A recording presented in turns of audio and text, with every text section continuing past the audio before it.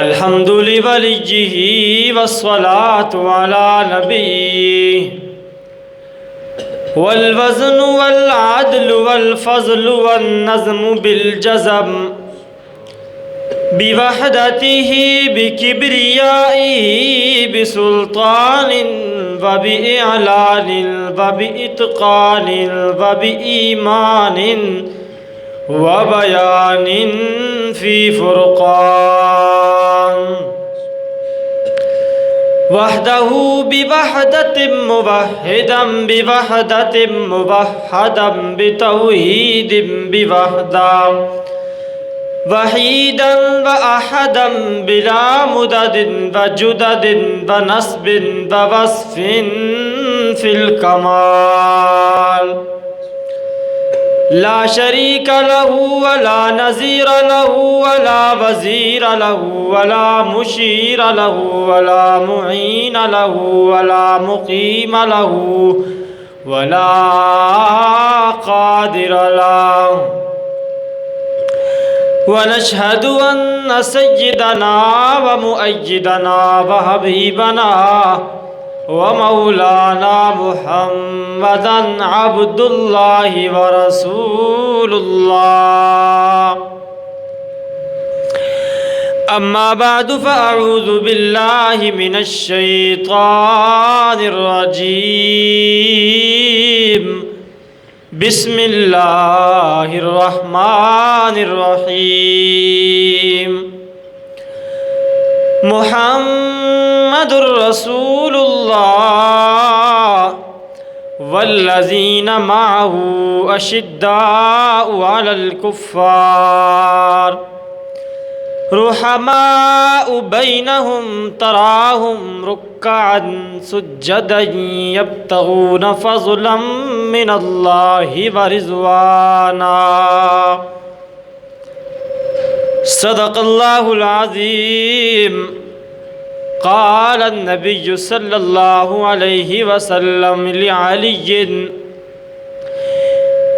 لا يحبك إلا مؤمن ولا يبغضك إلا منافق، أو كما قال النبي صلى الله عليه وسلم. اللهم صل على محمد وعلى آل محمد كما صليت على إبراهيم وعلى آل إبراهيم إنك حميد مجيد. اللهم بارك على محمد وعلى آل محمد كما باركت على إبراهيم وعلى آل إبراهيم إنك حميد مجيد.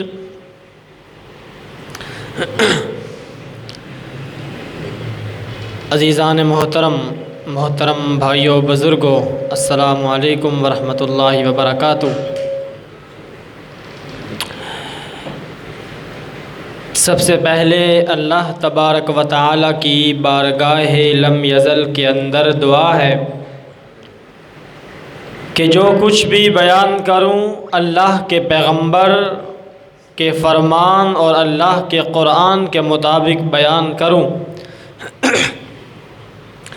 پھر اس کے بعد آپ حضرات کو اور مجھے اس پر عمل کرنے کی رب العالمین توفیق عطا فرمائے۔ عزیزان محترم، پچھلے جمعۃ المبارک سے ہم نے جس عنوان کو شروع کیا تھا وہ ہے عظمت و شان و شوقت، رفعت اور بلندی سیدنا حضرت علی المرتضیٰ رضی اللہ تعالی عنہ۔ کچھ باتیں ذکر کی تھیں، کچھ باتیں انشاءاللہ العزیز آج ذکر کریں گے۔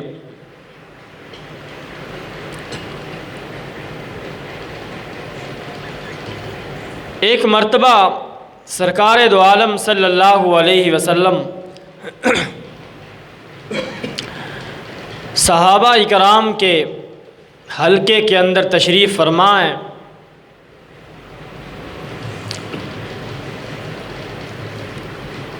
کہ آپ نے حضرت علی المرتضیٰ رضی اللہ تعالیٰ عنہ کو یمن کی طرف بھیجا۔ وہاں پر حضرت علی المرتضیٰ رضی اللہ تعالیٰ عنہ عرض کرتے ہیں کہ اللہ کے محبوب، آپ مجھے یمن کی طرف بھیج رہے ہیں، جب کہ وہاں پر تو نئے لوگ ہیں، نیا نظام ہے، میں تو ایک عربی آدمی ہوں، نئے فیصلے ہوں گے، نئے قسم کے لوگ مجھ سے ملیں گے، تو کس طرح میں فیصلے کروں گا، کس طرح وہاں پر زندگی گزاروں گا؟ اور اپنی طرف سے مشورہ بھی دیتے ہیں کہ اللہ کے محبوب آپ اس طرح کریں کہ کسی تجربہ کار آدمی کو بھیجیں۔ حضرت علی خود اس روایت کے راوی ہیں، فرماتے ہیں کہ جب میں نے یہ بات کی تو رسول اللہ صلی اللہ علیہ وسلم نے اپنا ہاتھ مبارک میرے سینے پر پھیرا اور ساتھ مجھے دعا دی کہ اللہ تیرے دل کو کھول دے اور تیرے سینے کا شرح صدر کر دے اور تیرے علم کو وسعت اور بلندی عطا فرمائے۔ حضرت علی فرماتے ہیں پھر اس کے بعد آج تک مجھے فیصلہ کرنے میں اور مقدمہ کا فیصلہ وہ نظام سارا کرنے میں مجھے آج تک تنگی نہیں ہوئی ہے۔ تو حضرت علی ان کی فضیلت بہت زیادہ احادیث میں بیان کی گئی ہے، بہت زیادہ اللہ کے پیغمبر نے ان کے بارے میں جو احادیث مبارکہ کے اندر الفاظ استعمال کیے ہیں وہ بہت کم لوگوں کے لیے کیے ہیں۔ ایک حدیث کے اندر فرمایا علی منی و انا منہ، کہ علی مجھ سے ہے اور میں علی سے ہوں۔ تو اس طرح کی بہت ساری احادیث ہیں کہ جو حضرت علی کے بارے میں ہیں، باقی صحابہ اکرام کے بارے میں نہیں ہیں۔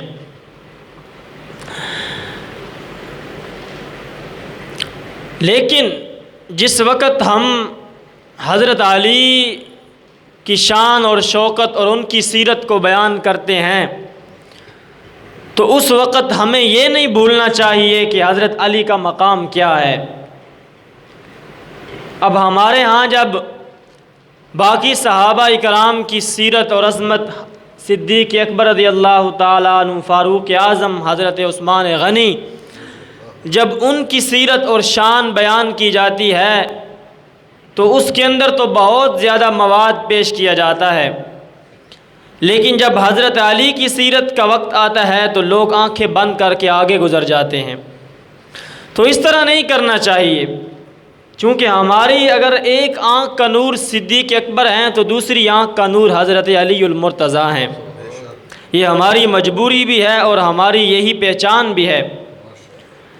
ہمارا یہ عقیدہ قطعاً نہیں ہے کہ ایک صحابی کو اٹھا کر ہم آسمان کے تاروں پر پہنچا دیں اور دوسرے کو زمین پر بھی نہ سمجھیں۔ جو لوگ اس طرح کرتے ہیں رب العالمین کی ان پر بلعنت ہو۔ ہر صحابی کا اپنا مقام ہے، اپنا مرتبہ ہے، اس کو بیان کرو، چھپانے کی بلا کیا ضرورت ہے؟ تو صحابہ اکرام کا جو معاملہ ہے یہ بڑا نازک سا معاملہ ہے۔ غالباً حضرت انس رضی اللہ تعالی عنہ سے روایت ہے، فرماتے ہیں کہ میں نے اللہ کے پیغمبر صلی اللہ علیہ وسلم سے سنا کہ رسول اللہ صلی اللہ علیہ وسلم نے حضرت علی سے فرمایا کہ علی، تیری وجہ سے دو طبقے گمراہ ہوں گے۔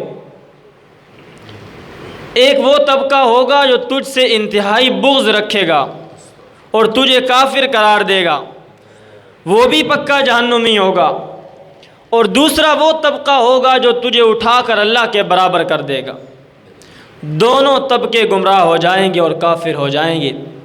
تو ہر صحابی کو اپنے اپنے مقام کے اندر اگر رکھا جائے تو اسی کے اندر بہتری ہے، اسی کے اندر اسلام کا دامن ہمارے ہاتھ سے چھوٹتا نہیں ہے۔ ورنہ جب ہم کسی معاملے میں، یوں نہیں ہے کہ صحابہ اکرام کا معاملہ، کسی معاملے کے اندر بھی جب غلوف کا دروازہ کھلتا ہے تو وہ گمراہی کے اندر لے جاتا ہے۔ دین کے اندر غلو نہیں کرنا چاہیے۔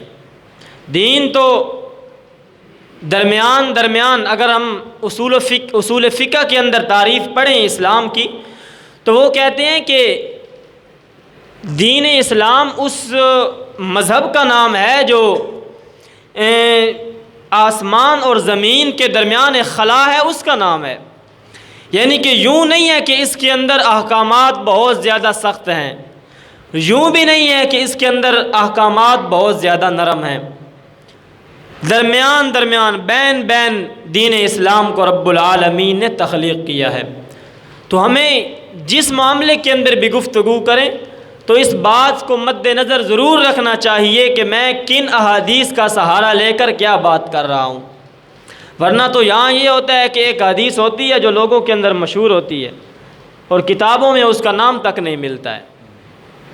اگر کتابوں میں ہو بھی صحیح، جب ہم اسماء اور رجال کی بات کرتے ہیں، راویوں کو پرکھتے ہیں، تو ایسے راوی اس کے اندر ہوتے ہیں کہ وہ حدیث ماننے کو کوئی زیرک انسان تیار نہیں ہوتا ہے۔ تو ایک احادیث کو لے کر ایک انسان کو نیچے گرا دینا اور ایک حدیث کو لے کر ایک انسان کو آسمان کی بلندیوں تک پہنچا دینا، یہ کوئی عقل مند انسان کی بات نہیں ہے۔ ہاں یہ ہے کہ آپ نے ایک حدیث پڑھی، اس کی سند پر آپ بحث کریں، اس کی سند کو دیکھیں کہ اس کو روایت کرنے والا کون بندہ ہے۔ جب آپ کو معلوم ہو جائے کہ اس حدیث کو فلاں نے روایت کیا، اس کے اندر فلاں راوی ہے، سب کے سب حافظ اور کامل الضبط اور کثیر الرجال راوی ہوں، اس کے بعد آپ فیصلہ کریں۔ یہاں پر بہت سارے ایسے واقعات ہمارے اندر مشہور ہیں جن کا حقیقت کے اندر کوئی تعلق نہیں ہے، ابھی وقت نہیں ورنہ میں نشاندہی کرتا۔ تو صحابہ اکرام کا معاملہ بڑا عجیب ہے جی، نازک معاملہ ہے، اس کے اندر غور اور فکر اور ادھر بھی نہیں جانا اور ادھر بھی نہیں جانا، درمیان سے گزر کر صحابہ اکرام کے مرتبے اور صحابہ اکرام کی عظمت اور بلندی کو بیان کرنا ہے۔ قرآن کریم کا بھی یہی طرز ہے، اس کے بعد احادیث مبارکہ کا بھی یہی طرز ہے۔ قرآن کریم کے اندر آپ دیکھیں گے کہ کسی صحابی کا نام نہیں ہے، صرف ایک صحابی ہیں جن کا نام قرآن کریم کے اندر آیا، وہ ہیں حضرت زید رضی اللہ تعالیٰ عنہ، اللہ کے پیغمبر کے جو غلام تھے اور منہ بیلے بیٹے تھے، ان کا نام قرآن کریم کے اندر آیا، ورنہ صدیق اکبر کا نام قرآن میں نہیں ہے، کسی صحابی کا نام اور قرآن میں نہیں ہے۔ ان کے کاموں پر اور ان کی عظمتوں پر آیات ہیں، لیکن قرآن کسی کا نام نہیں لیتا ہے۔ قرآن تو ایک قانون بیان کرتا ہے، اس قانون میں جو کوئی بھی آ جائے یا تو وہ کامیاب ہو جاتا ہے یا وہ ناکام ہو جاتا ہے۔ تو قرآن کا یہی طرز ہے۔ فرمایا محمد الرسول اللہ، محمد الرسول اللہ والذین معه اشداء علی الکفار۔ رب العالمین نے فرمایا محمد اللہ کے رسول ہیں، سب کہیں بلا صلی اللہ علیہ وسلم، محمد اللہ کے رسول ہیں، والذین معه اشداء علی الکفار، اور جو لوگ محمد صلی اللہ علیہ وسلم کے ساتھ ہیں وہ کافروں پر بڑے سخت ہیں۔ جب رب العالمین کی بات کا وزن کیا جائے تو اس کے مقابلے میں ساری کی ساری انسانیت کی باتوں کو تولا جائے، اللہ کی بات کا وزن زیادہ ہوتا ہے۔ اگر کوئی انسان یہ کہتا ہے کہ پیغمبر کے صحابہ مخلص نہیں تھے، اللہ کے پیغمبر کی وفات کے بعد وہ دین اسلام سے پھر گئے تھے، ان کے دلوں کے اندر مال کی محبت آ گئی تھی، ہم اس انسان کی بات نہیں مانیں گے بلکہ رب العالمین کی بات مانیں گے جو فرماتے ہیں والذین معہ۔ اب ساری کی ساری دنیا اگر زور لگا لے کہ پیغمبر کے صحابہ مخلص نہیں تھے، ہم اس کی بات نہیں مانیں گے بلکہ اللہ کی بات مانیں گے جو فرما رہے ہیں کہ پیغمبر کے صحابہ محمد کے ساتھ رہتے ہیں. والذین معہ اشداء علی الکفار، فرمایا محمد الرسول اللہ والذین معہ اشداء علی الکفار رحماء بینہم تراہم رکعا سجدا یبتغون فضلا من اللہ. اللہ فرماتے ہیں محمد اللہ کے رسول ہیں. قانون تو یہ ہوتا ہے کہ جس ہستی کا ذکر آیت کے شروع کے اندر کیا جائے اسی کی آگے اوصاف اور صفات بیان کی جاتی ہیں، لیکن ہم دیکھتے ہیں کہ اللہ نے فرمایا محمد اللہ کے محبوب ہیں، لیکن آگے تذکرے اور صفات صحابہ کی بیان کی ہیں، اللہ کے پیغمبر کی بیان نہیں کی. سوال ہے، اللہ کے پیغمبر کی اوصاف آگے بیان نہیں ہے، بلکہ صحابہ اکرام کی اوصاف کو اللہ نے بیان کیا ہے. اللہ کیا بات ہے. رب العالمین فرماتے ہیں بات یہ ہے کہ صحابہ اکرام محمد الرسول اللہ کے شاگرد ہیں اور سچے اور مخلص دوست ہیں. میں دنیا والوں کو یہ بتانا چاہتا ہوں کہ جو بندہ بھی محمد تک پہنچنا چاہتا ہے پہلے صحابہ کے قدم چوم کے آئے. اللہ فرماتے ہیں والذین معہ اشداء علی الکفار رحماء بینہم تراہم رکعا سجدا یبتغون فضلا من اللہ. رب العالمین فرماتے ہیں جو لوگ میرے پیغمبر کے ساتھ ہیں وہ کافروں پر بڑے سخت ہیں. رحماء بینہم، لیکن آپس کے اندر بڑے شیر و شکر ہیں. اگر ایک کو تکلیف پہنچتی ہے تو دوسرے کا دل بھی ضرور غمگین ہوتا ہے. یہی تو مومن کی شان ہے.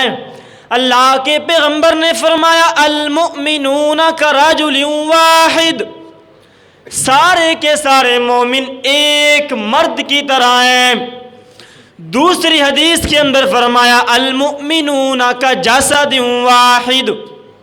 اللہ کے پیغمبر نے فرمایا سارے کے سارے مومن ایک جسم کی طرح ہیں. جب ایک جسم کے اندر ایک جسم کو جب کانٹا چبھتا ہے تو سارے کے سارے بدن کو درد ہوتا ہے. اگر سر میں درد ہوتا ہے تو سارا کا سارا بدن بیزار ہو جاتا ہے. اللہ کے پیغمبر نے فرمایا مومن بندہ وہ ہوتا ہے جب اس کے بھائی کو تکلیف پہنچے تو اس کا دل بھی غمگین ہو جائے. یہی مومن کی تعریف ہے جی. اللہ نے فرمایا رحماء بینہم. اگر صدیق اکبر رضی اللہ تعالیٰ عنہ کو تکلیف ہوتی ہے تو حضرت علی کا دل ضرور غمگین ہوتا ہے. تراہم رکعا، اے مخاطب اگر تو رات کی تنہائی میں ان کو دیکھے گا تو وہ تجھے اللہ کے سامنے سربا سجود نظر آئیں گے، اور دن کے وقت تو ان کو دیکھے گا تو وہ تلوار لے کر میدان جہاد میں تجھے نظر آئیں گے. رب العالمین نے دوسرے مقام پر فرمایا اولئک علی ھدی من ربہم واولئک ھم المفلحون. رب العالمین فرماتے ہیں یہی لوگ ہدایت پر ہیں اور یہی لوگ فلاح پانے والے ہیں. اس آیت کے اندر ایک لفظ آیا اعلیٰ. کیا لفظ ہے؟ اعلیٰ. عربی کے اندر اعلیٰ کا معنی ہوتا ہے پر، اوپر، جس کو ہم کہتے ہیں پر. اب معنی سنیے. رب العالمین فرماتے ہیں اولئک علی ھدی من ربہم. اللہ فرماتے ہیں یہ میرے پیغمبر کے صحابہ ہدایت کی سواری پر سوار ہیں. جہاں پر اس سواری کو لے جانا چاہے میں اس سواری کو بھیج دیتا ہوں. ہدایت کی سواری پر سوار ہیں۔ اولئک ھم المفلحون، یہی لوگ ہیں کامیاب ہونے والے۔ دوسرے مقام پر فرمایا اولئک الذین امتحن اللہ قلوبہم للتقوی، رب العالمین فرماتے ہیں یہی لوگ ہیں میرے پیغمبر کے صحابہ کہ میں نے ان کے دلوں کے اندر جھانک کر دیکھا ہے۔ کیا جھانکنے کا پنجابی کے اندر کیا معنی ہوتا ہے؟ جھاتی مار کے میں ویکھیا، جھاتی نجھا کے جس کو کہتے ہیں، میں نے ان لوگوں کے اندر، ان کے دلوں کے اندر جھانک کر دیکھا ہے، میں نے اللہ کی محبت اور اللہ کے پیغمبر کی محبت کے سوا کچھ نہیں پایا۔ تو اس طرح قرآن کریم نازک معاملے کے اندر ایک لکیر کے اوپر، جس طرح وہ پل صراط ہے نا کہ ادھر گئے تو ادھر بھی جہنم میں، ادھر گئے تو ادھر بھی جہنم میں، قرآن کریم صحابہ کی جب تعریف کرتا ہے تو بالکل اس معاملے کے اندر کرتا ہے، اس نہج اور اس نظم کے اندر کرتا ہے کہ تھوڑا سا بھی اگر انسان ادھر ادھر ہوا تو جہنم کا دروازہ سامنے کھلا ہے۔ بڑا نازک معاملہ ہے۔ تو حضرت علی المرتضیٰ رضی اللہ تعالیٰ عنہ کا اس سے زیادہ نازک معاملہ ہے باقی صحابہ سے بھی، کیونکہ ان کی 7 لوگوں کا حساب کچھ عجیب سا بن گیا ہے نا۔ کچھ لوگوں نے ان کو اٹھایا اور حاجت روا اور مشکل کشا بنا دیا، اور کچھ لوگوں نے ان کو عجیب طریقے سے پرکھنا شروع کر دیا کہ ان کے یہ غلطی ہوئی ہے، ان سے یہ غلطی ہوئی ہے، ان سے یہ غلطی ہوئی ہے۔ ہمارے استاد بندیالوی صاحب حافظہ اللہ تعالی فرماتے ہیں، اپنے استادوں کا واقعہ حضرت نیلوی شاہ صاحب رحمۃ اللہ علیہ کا سناتے ہیں کہ وہ ایک سکول کے اندر ٹیچر تھے پہلے دور کے اندر۔ تو ٹیچر تھے تو وہاں پر اہل تشیع حضرات بھی موجود تھے، تو ان سے جب بحث مباحثہ ہوتا تو وہ آگے سے کہتے کہ حضرت معاویہ نے یہ غلطی کی، حضرت صدیق اکبر نے یہ غلطی تھی، فلاں نے یہ کیا، جس طرح غلطیاں تو ہوتی ہیں سب سے۔ تو یہ فرماتے ہیں کہ میں نے ایک دن تہیہ کیا کہ حضرت علی کی سے جو غلطیاں ہوئی ہیں نا میں ان کو شمار کرتا ہوں، اور ان کو شمار کر کے ان کو جواب دوں گا کہ ان سے بھی تو غلطیاں ہوئی ہیں۔ تو نیلوی شاہ صاحب رحمۃ اللہ علیہ فرماتے ہیں کہ میں نا کتابیں اٹھا کر تلاش کرنے لگ گیا۔ فرماتے ہیں کہ جب میں تحقیق کرتا تھا تو پھر کھانے پینے کا مجھے ہوش نہیں رہتا تھا، کوئی مجھے آ کر پانی دے دیتا تو میں پی لیتا، ورنہ بھوکا پیاسا بیٹھا رہتا تھا۔ تو لائبریری کے اندر بیٹھا ہوا ہوں، کتابیں کھلی ہیں، بھوک بھی بڑی لگی ہوئی تھی لیکن میں بیٹھا ہوا تھا۔ تو ایک بابا جی تھے جو لائبریری کے باہر نا وہ گارڈ جو ہوتے ہیں وہ میرے لیے پانی لے کر آئے۔ تو وہ کہتے ہیں کہ بیٹا کیا بات ہے، بہت سارے دن ہو گئے ہیں تو لائبریری کے اندر صبح داخل ہوتا ہے اور شام کو نکلتا ہے، کس بات کی تحقیق کر رہا ہے؟ تو میں نے اس کو بتایا کہ میں اس طرح ٹیچر ہوں اور یہ معاملہ ہے، میں حضرت علی کی غلطیاں تلاش کر رہا ہوں۔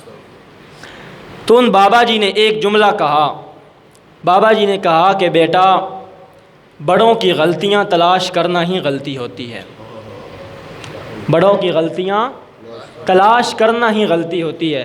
تو کہتے ہیں میں نے اس دن سے استغفار کیا اور اللہ سے توبہ کی، اور جو کچھ ڈھونڈا تھا وہاں پر اس کو پھینک کر باہر نکل آیا۔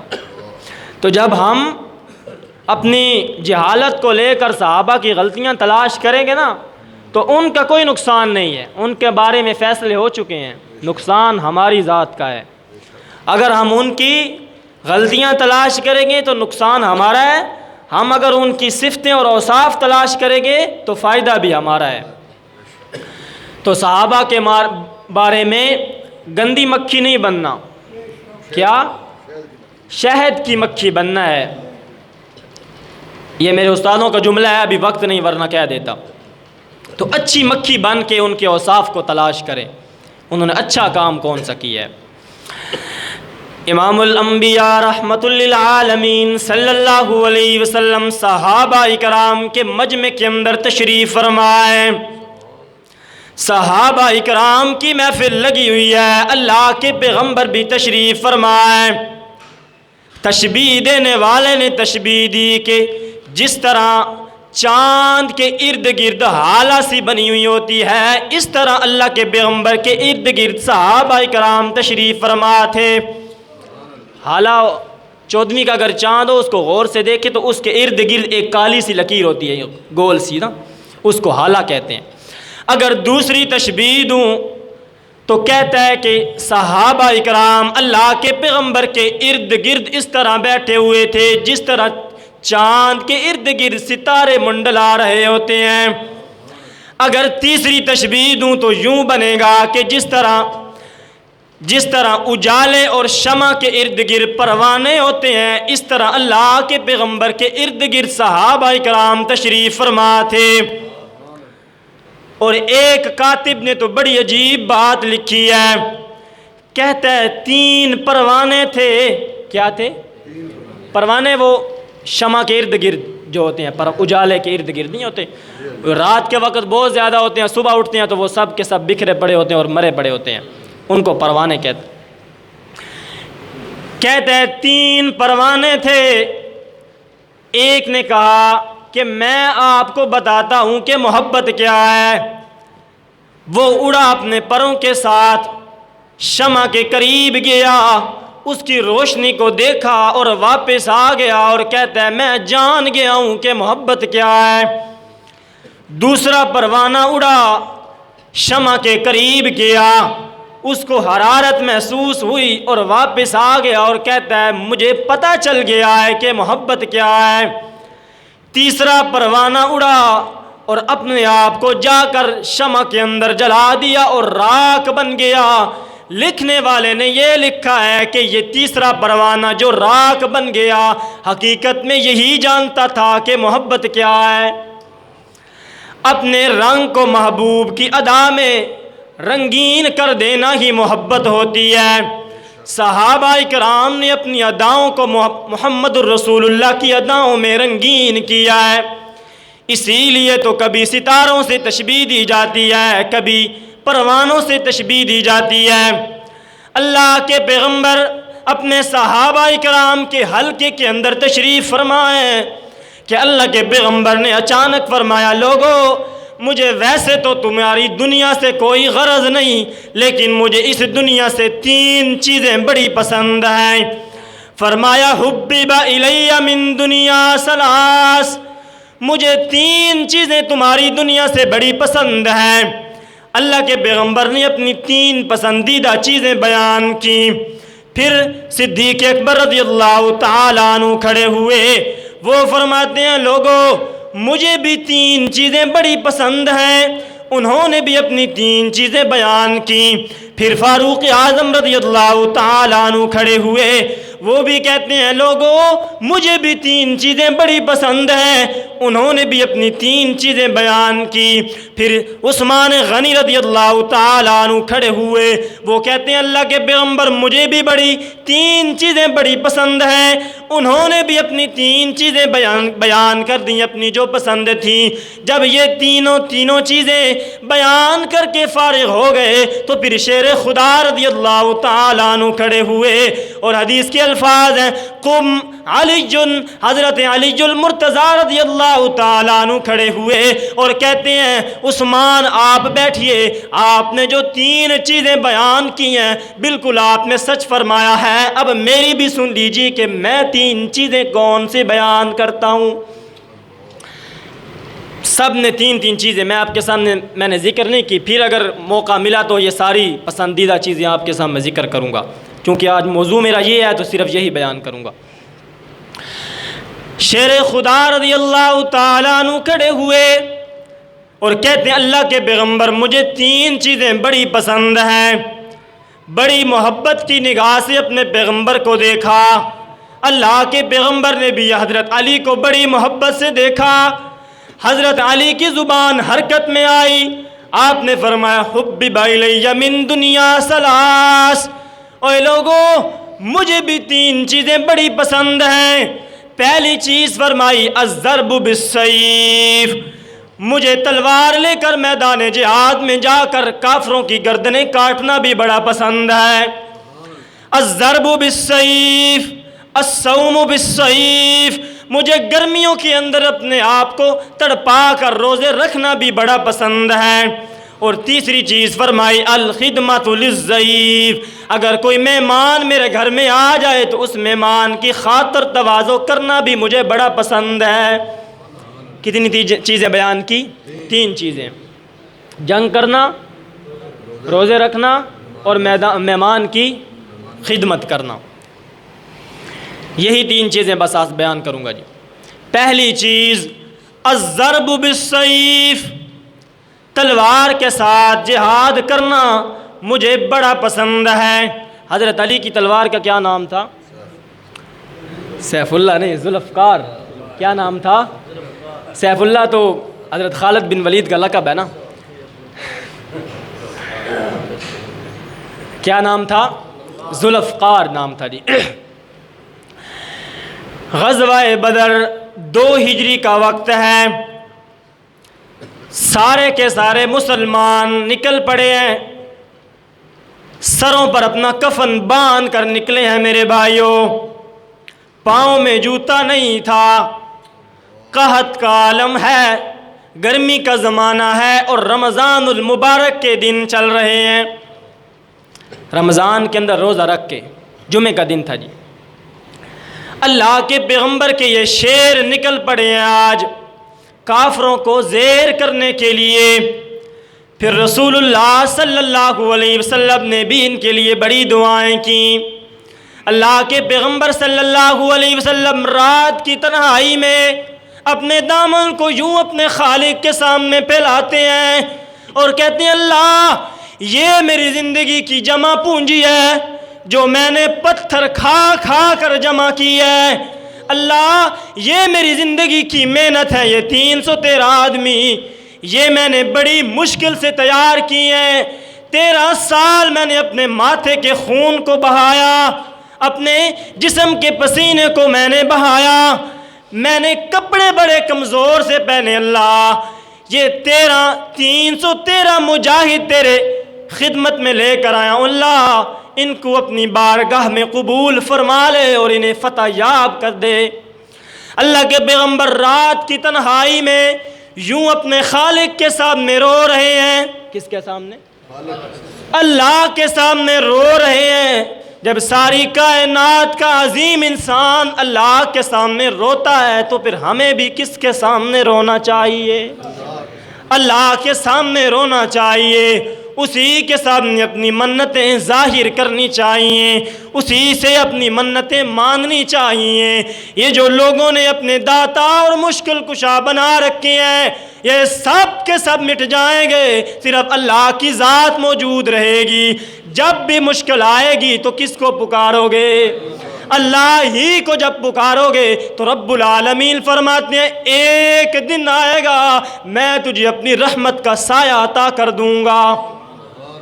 اللہ کے پیغمبر رات کی تنہائی میں جب سارے پرندے اور چرندے انسان اور جن سب کے سب سو گئے تو رب العالمین کے سامنے اپنے دامن کو پھیلا کر کھڑے ہیں، کہتے ہیں اللہ آج تیرے سامنے آ گیا ہوں، آج تجھے یہ بتانے آیا ہوں کہ میرے اختیار میں کچھ نہیں، سب کچھ تیرے اختیار میں ہے۔ یہ 313 مجاہد لے کر آیا ہوں، اللہ ان کو اپنی بارگاہ میں قبول فرما لے۔ اللہ کے سامنے گڑ گڑا رہے ہیں۔ صبح ہو گئی، ایک طرف ابو القاسم کا لشکر آ گیا اور دوسری طرف ابو جاہل کا لشکر آ گیا، ایک طرف محمد عربی کے غلام آ گئے، دوسری طرف ابو جاہل کے وہ جانشین اور ذریت آ گئی، دونوں میدان میں آ گئے۔ ادھر بھی لوگ ہیں لیکن 313 ہیں، ادھر بھی لوگ ہیں لیکن 1000 سے بھی زیادہ تعداد کے اندر ہیں۔ سب سے پہلے 3 لوگ کافروں کی صفوں سے باہر آ گئے، عتبہ، شیبہ اور ولید، اور آ کر آواز لگاتے ہیں حل من مبارز۔ کیا؟ حل من مبارز، کون ہے جو ہمارے ساتھ مقابلہ کرے گا؟ کون ہے جو ہمارے ساتھ مقابلہ کرے گا۔ ادھر مسلمانوں کی صفوں میں سناٹا چھا گیا، کیونکہ ان کے پاس تو تلواریں بھی نہیں ہیں، ان کے پاس تو گھوڑے بھی نہیں ہیں، ان کے پاس تو اونٹ بھی تھوڑے سے ہیں، ان کے پاس تو زریں بھی نہیں ہیں، ارے ان کے پاس تو جنگی لباس بھی نہیں ہے، کچھ بھی نہیں ہے، تنے تنہا اللہ پر توکل کرتے ہوئے آج آ گئے ہیں۔ سورج بھی سامنے ہے، دیکھ رہا ہے، اور آسمان کے پردے بھی رب العالمین نے ہٹا کر فرشتوں کو نظارے کرائے اپنے پیغمبر کے صحابہ اکرام کے۔ رب العالمین اپنے پیغمبر کے صحابہ کو بھی دیکھ رہے ہیں کہ دیکھتے ہیں آج کون نکلتا ہے۔ پھر دیکھتے ہی دیکھتے 3 صحابہ اکرام باہر نکل آئے۔ یہ انصاری تھے جی، مہاجر نہیں تھے۔ انصاری کون ہوتے ہیں؟ توجہ میری طرف رکھیں۔ انصاری کون ہوتے ہیں؟ جو مدینے کے اندر ہی پہلے موجود، اور مہاجر وہ تھے جو مکہ سے مدینے گئے تھے۔ 3 انصاری صحابہ اکرام باہر نکل آئے، اپنے چہروں کو ڈھکا ہوا ہے، میدان جہاد کے اندر آ گئے۔ سامنے سے عتبہ نے آواز لگائی، من انتا، کون ہے تو؟ وہ کہتے انصاری صحابی ہوں۔ عتبہ نے کہا واپس چلا جا، تجھ سے لڑنا نہیں چاہتا، تو ہمارے پائے کا نہیں ہے، تو ہمارے برابر کا نہیں ہے۔ اور پھر آواز لگانے لگا، یا محمد اخرج علینا اکفانا، اے محمد ہمارے ساتھ لڑنے کے لیے ہمارے ہم پلہ لوگوں کو بھیجیے گا، ہمارے برابر کے لوگوں کو بھیجیے گا۔ پھر اللہ کے پیغمبر کا انتخاب دیکھیے، رب العالمین کے پاک پیغمبر نے جو انتخاب کیا وہ بھی کمال کا تھا۔ اللہ کے پیغمبر نے پہلی آواز لگائی، فرماتے ہیں یا حمزہ، اے میرے چچا نکلیے گا باہر اور ان کافروں کو جواب دیجئے گا۔ اللہ کے پیغمبر کی زبان پھر حرکت میں آئی، آپ نے فرمایا یا علی، اے شیر خدا آج نکلیے گا باہر، ان کافروں کو جواب دیجئے گا۔ حضرت علی باہر نکلتے ہیں، حضرت حمزہ بھی باہر نکلتے ہیں، حضرت عمر بن عاص بھی باہر نکلتے ہیں۔ یہ تینوں صحابہ اکرام باہر نکل آئے، کافروں کے ساتھ جنگ چل رہی ہے۔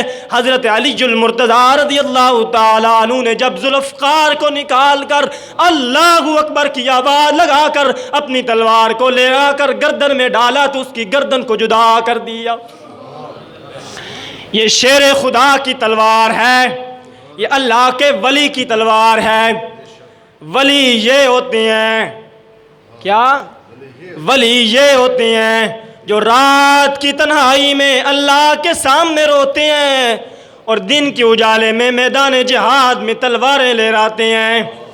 ولی وہ نہیں ہوتے جو رات کو لمبی چادر تان کر سو جائیں اور دن کے وقت قبر پر بیٹھ کر اللہ اللہ کی آوازیں لگائیں۔ خواجہ نہ دیں گے تو پھر کون دے گا؟ یہ ولی نہیں ہے، یہ تو دھوکہ دینے والے لوگ ہیں۔ ولی علی ہے، یہ ولی کیا؟ علی ہے یہ ولی، اللہ کا شیر ہے یہ علی۔ اس طرح کے ولی ہوتے ہیں۔ ہمارے ہاں یہ معیار بن گیا ہے کہ جو 1 سال تک نہائے نہیں نا وہ ولی بن جاتا ہے، جو کپڑے پھٹے پرانے پہنے نا یا پہنے ہی نہ وہ ولی بن جاتا ہے۔ بچیے ان لوگوں سے، یہ لوگ تمہاری آخرت کو خراب کر دیں گے اور دنیا کو بھی خراب کریں گے۔ کس کو؟ دنیا کو بھی خراب کریں گے اور آخرت کو بھی خراب کریں گے۔ دنیا کس طرح خراب کریں گے؟ کہتے ہیں کچھ لے کر آؤ گے تو کچھ لے کر جاؤ گے۔ کیا؟ کچھ لے کر آؤ گے تو کچھ لے کر جاؤ گے۔ اور یہ دینے والا بھی کم بخت سمجھتا نہیں ہے، جو مجھ سے لے رہا ہے یہ مجھے کیا دے گا، جو مجھ سے مانگ رہا ہے یہ مجھے کیا دے گا۔ اور پھر قبر پر ایک صندوق لگا کر اس کو تالا بھی لگا دیا ہے کہ نذرانہ اس کے اندر ڈال دیں، اس کے اندر نذرانہ ڈال دیں۔ تو ان لوگوں سے بچیے جی، یہ تمہاری آخرت اور دنیا سب کچھ تباہ و برباد کر دیں گے۔ وہ میں نے پچھلے دنوں میں ایک مثال بیان کی تھی نا، مکڑی کی۔ کس کی بیان کی تھی؟ مکڑی کی، جو قرآن کریم کے اندر ہے، مثل الذین اتخذوا من دون اللہ اولیاء کمثل العنکبوت۔ یہ کیا کرتی ہے مکڑی؟ اپنا گھر بناتی ہے نا کمزور سا جالے کا، تو پھر مکھیوں کو بلاتی ہے کہ آؤ تمہیں روٹی کھلاؤں، ان کو بلا کر پھر جکڑ لیتی ہے، اور جکڑ کر پھر اندر سے خون کو نکال لیتی ہے، وہ خالی ڈھانچہ سا بن جاتا ہے۔ یہ بھی اسی طرح لوگوں کو بلاتے ہیں اور ان کا ایمان اور توحید کو کھینچ لیتے ہیں، وہ صرف کافر کے کافر بچ جاتے ہیں، ایمان ختم ہو جاتا ہے۔ آپ ابھی آ رہے ہیں، جب وقت ختم ہو گیا تھوڑا جلدی تشریف لایا کریں تاکہ میں بھی وقت پر تقریر جو ہے وہ ختم کروں، آپ بھی گھر جاؤ اور میں بھی گھر جاؤں، گرمی ویسے بہت زیادہ ہے۔ اگر آپ 1 گھنٹہ یا 45 منٹ اپنی دکان کو بند کریں گے تو انشاءاللہ آپ کو نقصان نہیں ہوگا، فائدہ ہوگا۔ یہ 3-3.5 گھنٹے کا مطالعہ ہوتا ہے جو میں آپ کے سامنے 45 منٹ کے اندر پیش کرتا ہوں، یہ ادھر ادھر کی باتیں نہیں ہیں۔